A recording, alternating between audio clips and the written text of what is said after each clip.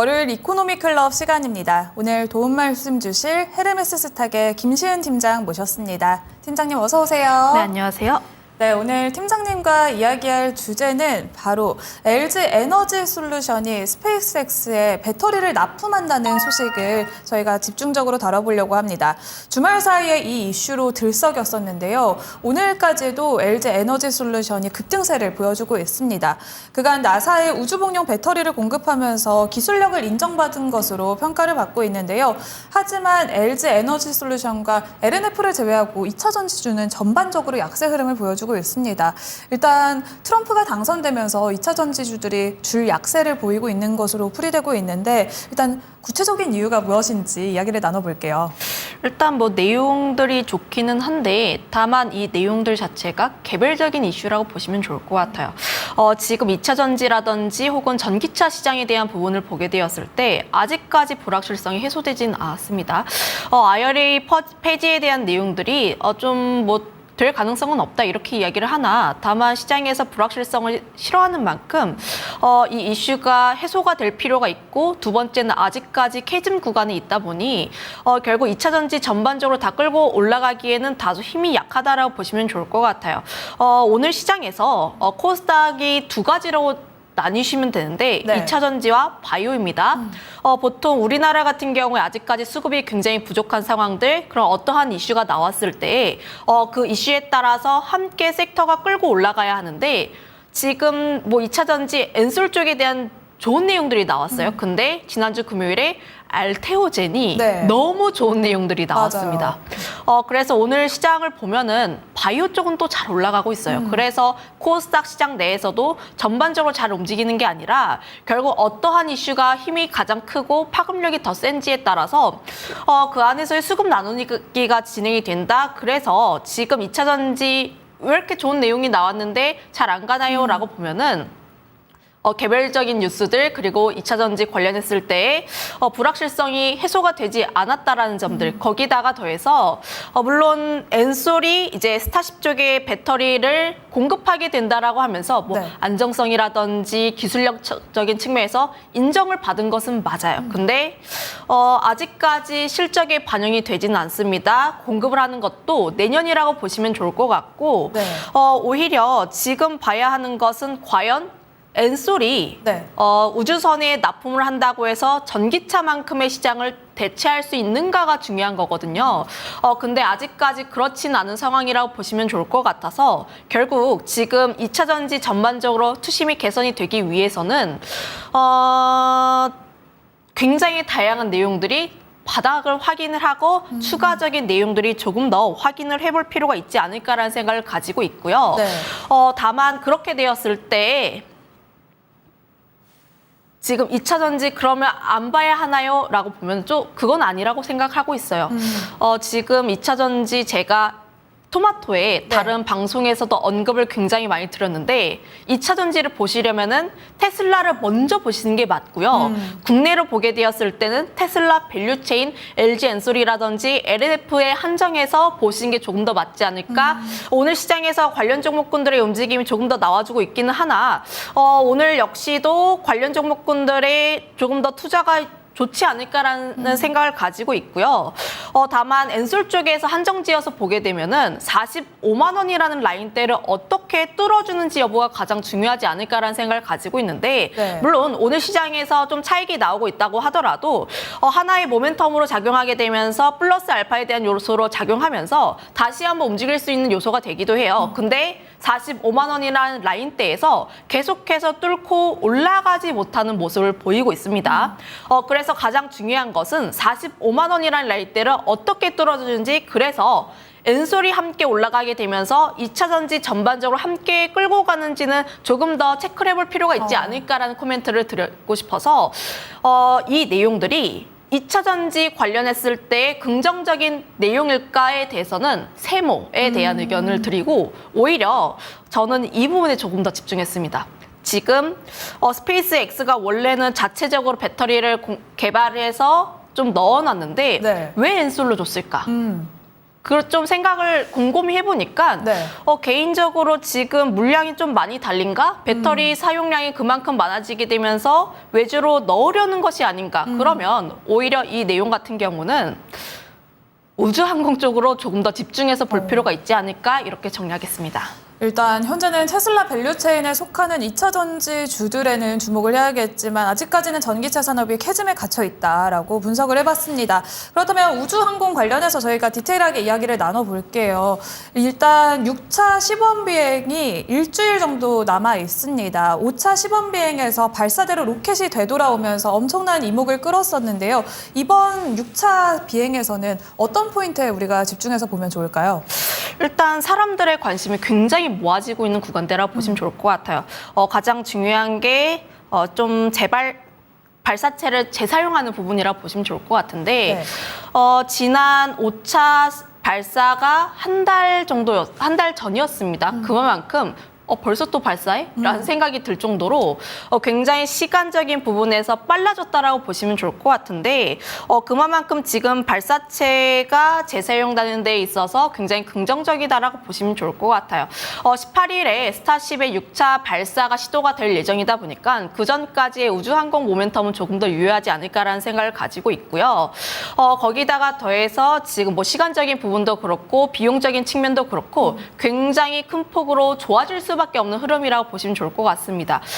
좀 아시다시피 발사체가 한번 올라간 다음에 네. 2단에서 분리가 되고 그리고 1단 같은 경우가 좀 이렇게 다시 한번 돌아와가지고 이 젓가락 팔 같은 로봇이 있는데 네. 다시 돌아와가지고 딱 찝는 부분이라고 맞아요. 보시면 좋을 것 같아요. 네. 굉장히 신기했던 부분이라고 보시면 좋을 것 같고 결과적으로 그렇게 되었을 때 비용을 굉장히 많이 아낄 수가 있는 게 사실 발사체라는 게 우주항공에 대해서 돈이 굉장히 많이 드는 분야라고 보시면 좋을 것 같아요. 거기에서 좀 비용적인 측면을 아낄 수 있으니 관련했을 때 민간 사업 부분들 특히 우주항공 전반적인 밸류체인 쪽에 대해서 좀 시장이 확대가 되지 않을까라는 생각을 가지고 있습니다. 그거에 따라서 지금 뭐 오늘 시장에서 우주항공 관련 종목군들 너무 슈팅이 나왔는데 여기서 조금 더 움직일 수 있을까요? 저는 더 움직일 수 있다라고 보시면 좋을 것 같고요.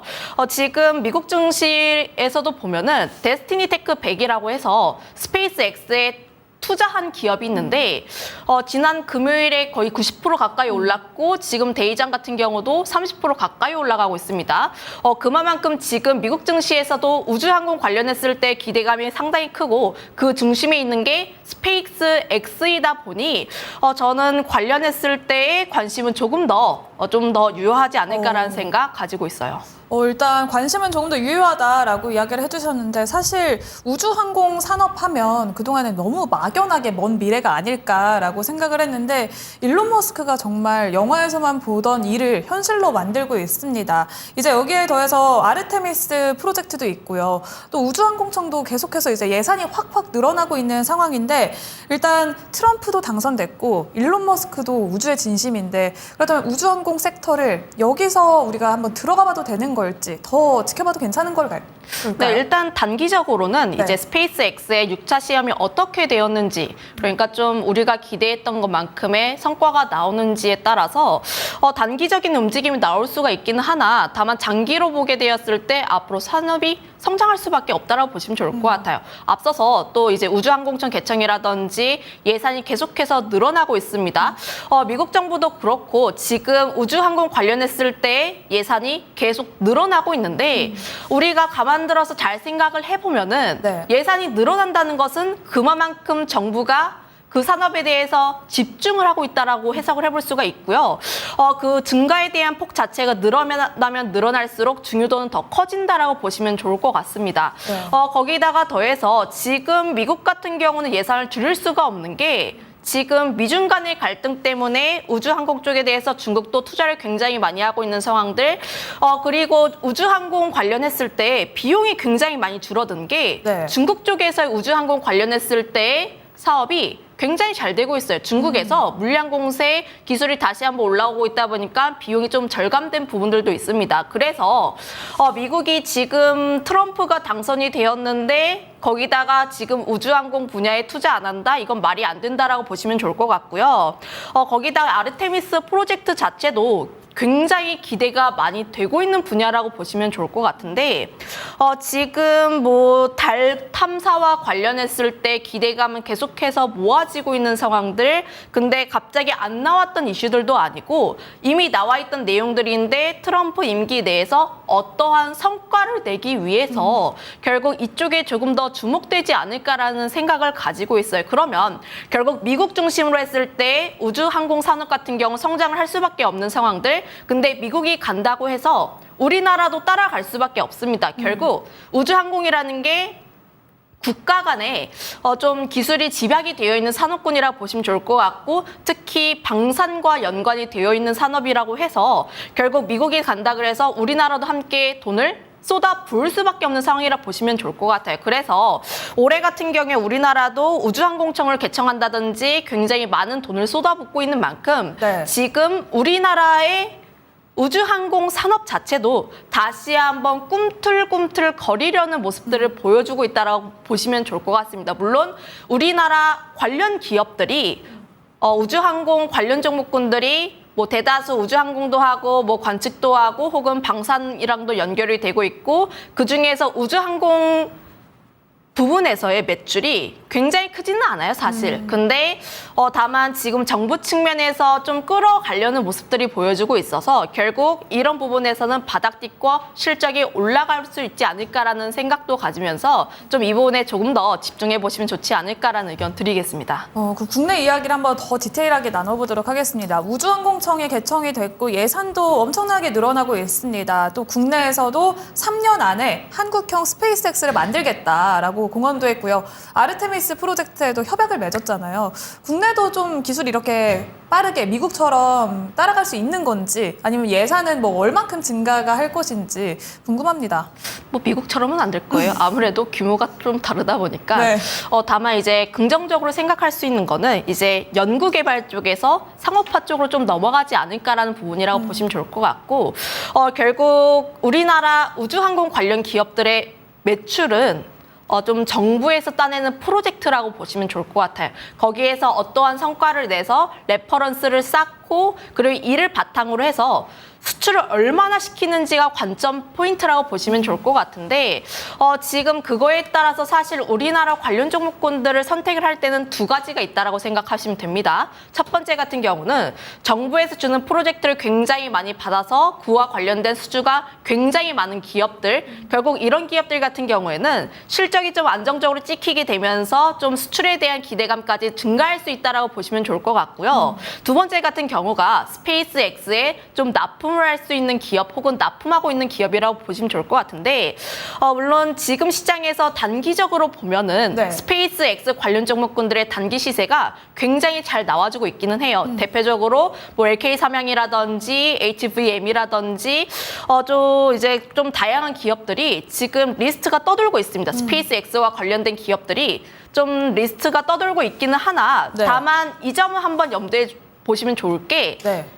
일정에 대한 모멘텀이라고 보시면 좋을 것 같아요. 물론 저도 우주항공 관련했을 때 그 핵심에 있는 역할이 스페이스 X이기는 하나 다만 관련 종목군들 같은 경우는 단기간 시세가 나온 상황들 그리고 매출에 대한 규모를 보게 되었을 때 스페이스 X에 납품하는 그 매출에 대한 부분들이 그렇게까지 크게 차지하진 않습니다. 네. 이제 좀 이렇게 모멘텀이 좀 묻었다라고 보시면 좋을 것 같아서 내가 단기 성향을 가지고 있는지 혹은 중장기 성향을 가지고 있는지에 따라서 좀 종목에 대한 선택이 달라진다라고 보시면 좋을 것 같고 첫 번째 같은 경우는 정부에 대한 수주들 그리고 탄탄한 수주에 대한 부분들이다 보니까 좀 중장기로도 끌고 갈 수 있지 않을까라는 의견도 한번 드려보도록 할게요. 그러면 이렇게 우주 산업이 본격적으로 개화하고 있는데 우리가 단기적 또 중장기적으로 봤을 때 어디에 투자하는지 관심주와 토픽까지 들어볼게요.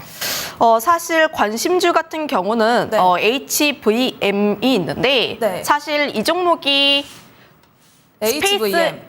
스페이스X 관련 종목이라 보시면 좋을 것 같습니다. 네. 이제 경고 종목이다 보니까 사실 이 종목 같은 경우가 단기적인 시세는 조금 더 나올 수가 있기는 하나 경고 종목이다 보니까 이 점 같은 경우는 한번 유의해 볼 필요가 있지 않을까?